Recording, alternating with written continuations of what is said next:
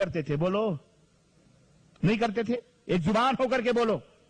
کفار مکہ نبی صلی اللہ علیہ وسلم کو صادق سچا مانتے تھے کہ نہیں مانتے تھے؟ امانت دار مانتے تھے کہ نہیں مانتے تھے؟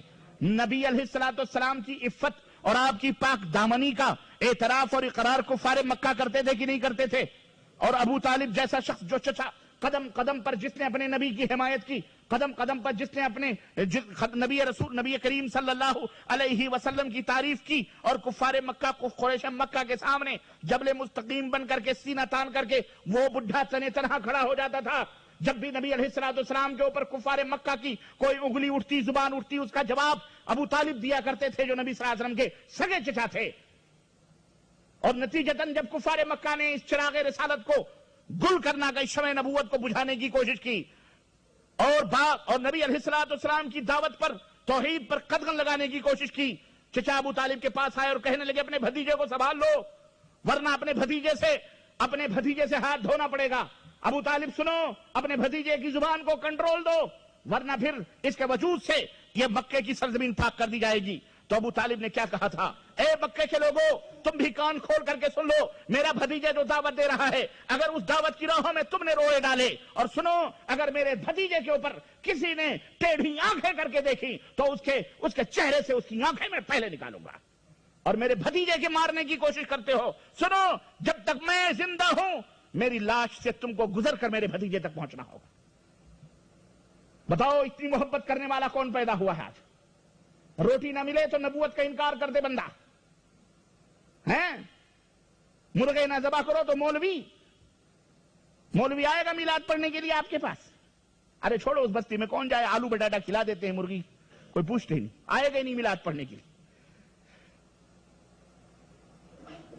لیکن وہ کافر ہو کے بھی نبی علیہ السلام کی اتنی عزت اور اتنا احترام کرتے تھے، لیکن اس کے باوجود بھی جب صحابہ کرام نے پوچھا اے اللہ کے رسول، چچا ابو طالب آپ کے ساتھ اتنی حمایت کرتے تھے، آپ کی اتنی طرفداری کرتے تھے، کفار مکہ سے اس قدر انہوں نے آپ کو بچایا، اور اس طرح سے آپ کے سامنے وہ کھڑے ہوتے تھے کہ پہاڑ بن کر کے کھڑے ہو جاتے تھے دشمنوں کے مقابلے میں، آپ کی اس حمایت سے ان کو کیا فائدہ پہنچا ہے؟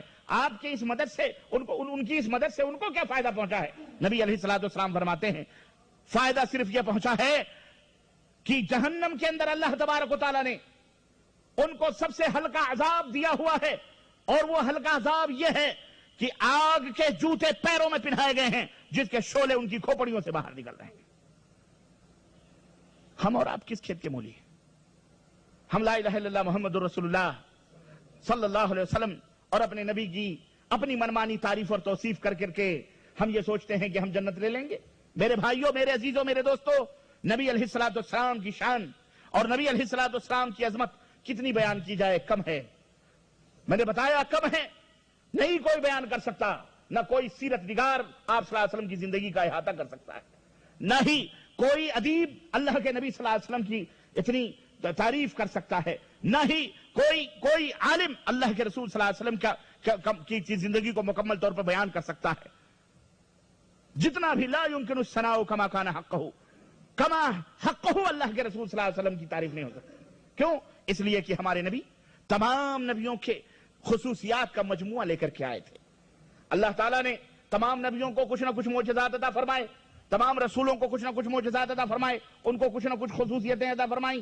حضرت عیسیٰ علیہ السلام آئے تو برس اور سفید داغوں اور مریضوں کی شفایابی لے کر کے آئے، مردوں کو زندہ کرنے والے بن کر کے آئے، اللہ کے حکم سے مٹی کا پرندہ بناتے، اس میں پھونک مارتے، اللہ کے حکم سے وہ پرندہ زندہ ہو کر کے اڑنے لگتا تھا۔ حضرت موسیٰ علیہ السلام جادوگروں کے مقابلے میں آئے، اللہ تعالیٰ نے وہ معجزہ عطا فرمایا کہ لاٹھی اگر زمین کے اوپر ڈال دیتے تو وہ اژدہا سانپ بن جاتا، اگر اپنے بغلوں سے ہاتھوں کو نکالتے تو پرنورک روشنی بن کر روشن اور چمکدار وہ ہاتھ ہو جاتے تھے۔ غرض جتنے بھی رسول اور جتنے بھی نبی رسول آئے کچھ نہ کچھ معجزات اور خصوصیتیں لے کر کے آئے، لیکن جب آخری نبی حضرت محمد رسول اللہ صلی اللہ علیہ وسلم اس خاکدان گیتی میں تشریف لائے تو حسن کہنے والے نے کہا حسن یوسف دم عیسیٰ ید بیضا داری، حسن یوسف دم عیسیٰ ید بیضا داری، آنچ خوبا ہما دارند تو تنہا داری۔ اے اللہ کے رسول، اگر یوسف اگر حسن لے کر کے آئے ہیں، اور اگر موسیٰ ید بیضا لے کر کے آئے ہیں، عیسیٰ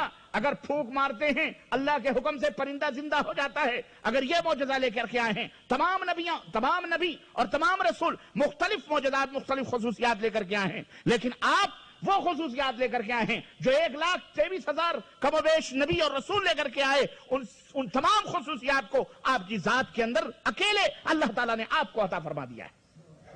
یہ ہمارے نبی صلی اللہ علیہ وسلم کی شان ہے۔ اللہ کے نبی فرماتے ہیں انا سید ولد آدم ولا فخر، میں تمام بنی آدم کے بیٹوں کا، آدم کی اولاد کا میں سردار ہوں اور مجھے کوئی فخر نہیں۔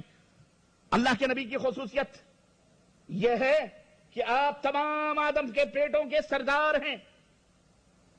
کس کے سردار ہیں؟ تمام آدم کے بیٹوں کے سردار ہیں۔ حضرت آدم سے لے کر کے نبیوں کو صرف جوڑ لو، یہ سب آدم کے بیٹے ہیں کہ نہیں بیٹے؟ صرف نبیوں اور رسولوں کو دیکھ لو، سب آدم کے بیٹے ہیں کہ نہیں بیٹے؟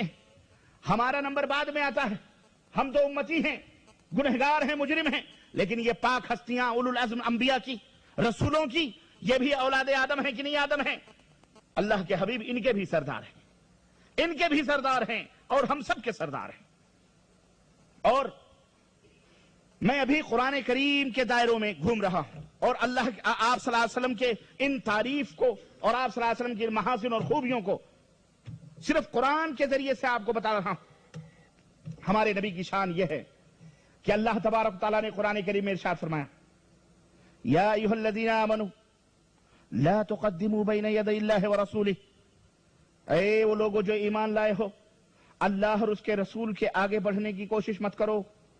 اللہ اللہ اللہ اللہ تو مالک الملک ہے، تیرے آگے کوئی بڑھ نہیں سکتا، ہم سب غلام ہیں۔ اللہ نے فرمایا صرف میرے ہی آگے نہیں بڑھنے کی، بلکہ میرے ساتھ میرے رسول بھی ہیں۔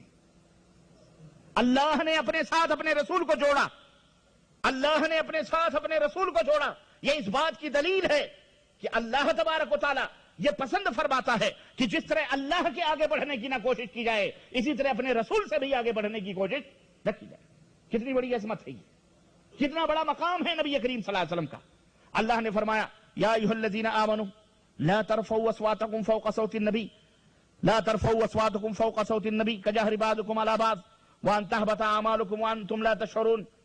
اے ایمان والو سنو، میرا نبی گفتگو کر رہا ہو، میرا نبی بیٹھا ہوا ہو، میرے نبی کے پاس میری نبی کے مجلس میں بیٹھے ہوئے ہو، یا میرا نبی کوئی بات کر رہا ہو، لا ترفعوا اصواتکم فوق صوت النبی، نبی کی آواز پر اپنی آواز کو بلند مت کرو، نبی کی آواز پر اپنی آواز کو بولو بلند مت کرو۔ کتنا بڑا ادب سکھلایا جا رہا ہے۔ میرا نبی گفتگو کر رہا ہو، بات کر رہا ہو، یا بیٹھے ہوئے ہو نبی کے دربار میں، نبی کی مسجد میں، وہاں تم کو آواز بلند کرنے کی اجازت نہیں ہے۔